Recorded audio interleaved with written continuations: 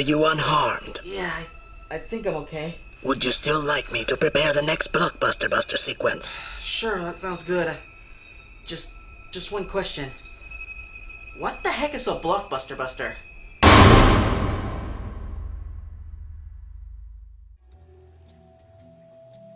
So, only the parts of my memory having to do with me being the Blockbuster Buster have been erased. Yes, sir. And this is what I do? I bitch about movies on the internet and people like that? Yes, sir. I seem to curse a lot. That you do, sir. Okay, but how is it again that I can talk to Jarvis from Iron Man? Being the Blockbuster Buster gives you the power to duplicate the extra normal abilities from the television shows and movies that you watch. Ergo, the ability to talk to me. And I use these amazing powers to destroy DVDs? It seems like a waste. Your world is already full of great heroes that fight for the freedoms that you enjoy. What your world lacks is someone to speak on the behalf of your disenfranchised brethren. Fanboys.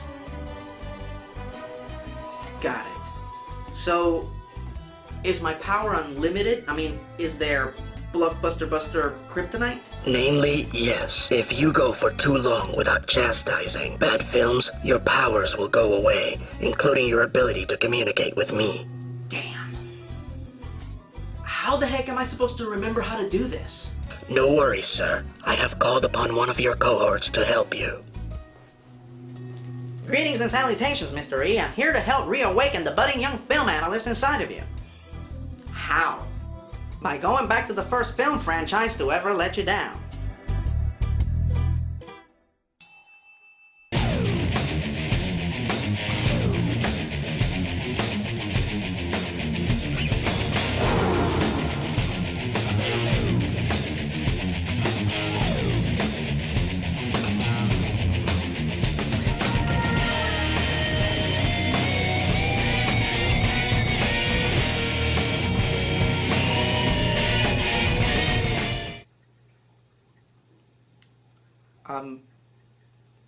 What am I supposed to do?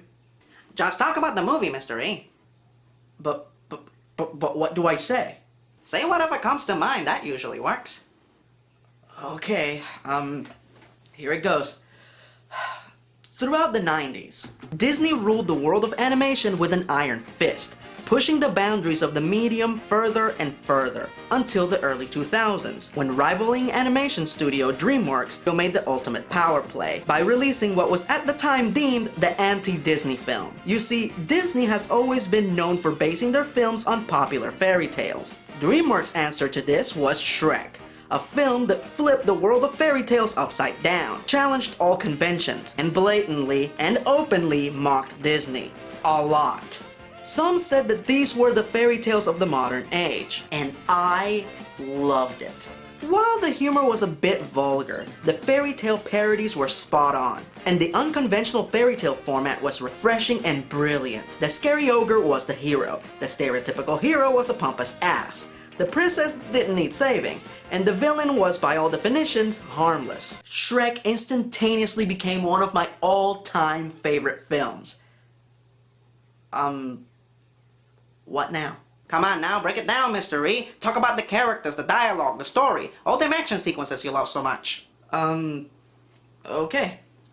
Loosely based on the book by William Steig, Shrek takes place in a world where fairy tales are real. The evil Lord Farquaad desperately wants to create the perfect kingdom. A kingdom devoid of all fairy tale creatures, and anyone who is different in any way. The fairy tale creatures are rounded up and dumped in the swamp of an ogre named Shrek, which is German for terror. Wait, why did I just say that? It's one of them things you do, Mr. E. Now talk about the characters. Alright, whatever. Here's an interesting fact. Shrek was originally played by Chris Farley, who even recorded a lot of Shrek's lines. But after his untimely death, he was replaced by fellow SNL alumni, Mike Myers. Chris Farley as Shrek. Man, I wonder what that would have been like. Well, I'm here to tell you that you're probably gonna find out as you go out there that you're not going to amount to jack squat! What the heck was that? That was a cutaway joke clip, Mr. E. Does that happen often? Darn tootin'. Alright. Shrek is your average disenfranchised slob. He's funny, he's cranky, and tragically lonely. From the moment that you see him, you instantly relate to him. People bully him and judge him by the way that he looks, without taking a second to know him. That is, everyone except for Donkey, played by Eddie Murphy. Listen, little donkey. Take a look at me. What am I?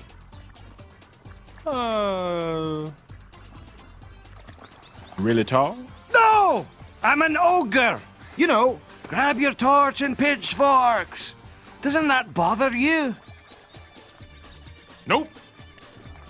Really? Really. At a quick glance, one would assume that Donkey is your average annoying Disney fairy tale sidekick. But the fact of the matter is that what makes Donkey work is that he is self-aware. He knows that he is the annoying comic relief sidekick. Sorry, the position of annoying talking animal has already been taken. Let's go, Shrek! He knows that his irritating personality drives people away. Hell, when we first meet him, his former owner is trying to sell him. But he also knows that he can't help being annoying and being an outcast, which is what leads him and Shrek to connect instantly. Not to mention that their chemistry is just perfect, making them a very effective comedy team. I'm gonna die, Shrek, I'm gonna die! Oh! That'll do, donkey. That'll do. Plus, to me, they are two of the very rare exceptions of characters that are voiced by celebrities that I don't hear the celebrities when they speak. I just hear the characters. Alright, you're going the right way for a smack bottom. So, after the fairy tale creatures are dumped off in Shrek's swamp, Shrek, who only wants to be left alone, goes on a quest to get Lord Farquaad to move the fairy tale creatures out of his swamp. Donkey tags along because, let's face it, he'd be dead without Shrek. To gain an audience with Farquaad, Shrek has to get past his knights, and he does so in the way in which all of life's problems should be solved. With a wrestling match! Welcome, ladies and gentlemen, to the ultimate handicap match. We have Shrek versus the Knights of Farquaad. He opens with double clotheslines and follows it up with a head scissor takedown. Shrek is going to the top rope to perform what probably will be a high-risk maneuver. And he comes down with a big splash. Looks like he has his next opponent locked in a full Nelson. And he gets an assist from his man on the outside, a Tangana. And I would like to take this moment to remind you that Donkey is not legal. Beautiful Irish whip into a drop kick. Shrek is just dominating suplex into an ankle lock. Can his opponent ride the lightning? It's the tombstone power driver. And you know what this means. Shrek is about to go for his finishing maneuver, the Shrek Shredder. Boom! Right into the turnbuckle, put a fork in him, he is done! Whoa, yeah! Thank you! Thank you very much! I'm here till Thursday. Try the veal! What the hell? Why did I just do all that? Don't fight those instincts, Mr. E, just go with them. So Farquaad agrees to clear out all the fairy tale creatures from Shrek's swamp, if Shrek will rescue a princess from a dragon on Farquaad's behalf. That way, Farquaad can marry the princess and become unofficial king. Shrek agrees to do so, not just to get his swamp back, but to prove that ogres are not unreasonable monsters. And thus we meet Princess Fiona, played by Cameron Diaz. A princess who is cursed to be an ogre by night. She is a very tough and unconventional girl, who is desperately trying to fit into the predetermined template that her society has created for her, something that young girls can automatically relate to. The donkey. I'm a princess. And this is not how a princess is meant to look. Fiona is self-reliant and outgoing. She is at the Dragon's Keep not because the dragon is keeping her there, but because she wants to be there, because she thinks that this is the only way she's going to meet her Prince Charming. But instead, she meets Shrek. This, of course, leads to one of the best romantic stories I've ever seen. Both of these characters had completely different goals, and they ended up finding each other. And that's the way that real romance works. Real romance is unexpected, and you can never help who you fall in love with. Excuse me, Mr. E, we have to cut the commercial. Why? So you can afford to pay the rent at the end of the month. Oh, so I guess that means that it's really important that we let these commercials play.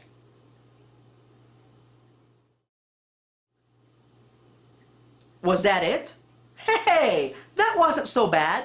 So what you're telling me is that all you have to do is sit through 30 to 60 seconds of commercials and in return you get a free entertaining video? Who would be inconsiderate, belligerent, and downright immature to complain about that? Rounding up our cast, we have our villain, Lord Farquaad, deliciously played by one of my all-time favorite actors, John Lithgow. He is such an unbelievable egotistical douchebag, with a major Napoleon complex, and I do mean major. Do you think maybe he's compensating for something? He is diminutive and opportunistic, but in no way a stereotypical villain. Shrek makes a deal with him, and lo and behold, Farquaad keeps his word. At the same time, one has to appreciate the irony that Farquaad's laziness and cowardice pretty much leads to his undoing. To avoid the dangers and the hard work of facing the dragon that is guarding Fiona, he sends Shrek instead, who of course is the cause of the end of Farquaad's rule and the liberation of the fairy tale creatures. What now? Come on, Mr. Reed, tell us about your favorite scene. Lay it on us. Oh, alright, sure. My favorite scene is the escape from the Dragon's Keep. The battle against the Maleficent Dragon in Sleeping Beauty was pretty good, but this is awesome to the extreme. Hell, this sequence literally tells Disney to kiss its ass. Great escalation, leading up to a beautiful crescendo, peppered with quaint little gags here and there, setting a new standard for action sequences in the world of animation, all of which is topped off with a nice subtle Indiana Jones reference at the end.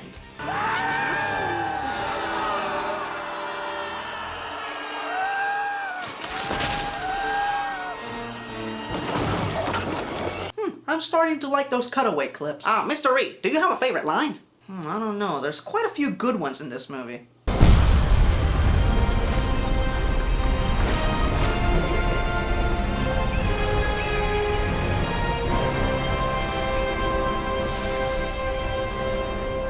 Sure, it's big enough, but look at the location. This is gonna be fun. We can stay up late, swapping manly stories, and in the morning, I'm making waffles.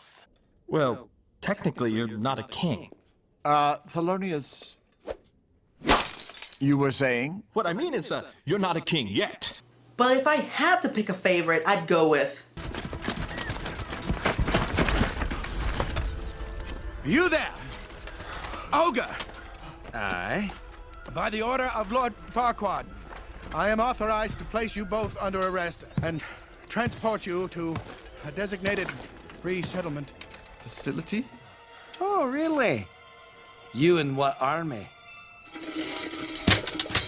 Interesting fact, the head guard in that scene is played by my favorite voiceover actor, Jim Cummings, who is best known for voicing a lot of the Disney characters. And personally, I also thought that this was another big fuck you to Disney. I mean, think about it, they casted Disney's go-to guy in a bit role. If you ask me, it's a bit suspect. All in all, Shrek was a masterpiece in its own right. The unorthodox fairy tale, the anti-Disney movie, a film that I hold dear to my heart. You look sad, Mr. E. How comes it? It's just that my love for Shrek and DreamWorks pretty much ended with this movie. Then we moved into that stupid DreamWorks era of movies that were big on gags and low on plot. What movie do you feel started this trend, Mr. E? Only one of the most successful animated films of all time. Shrek 2.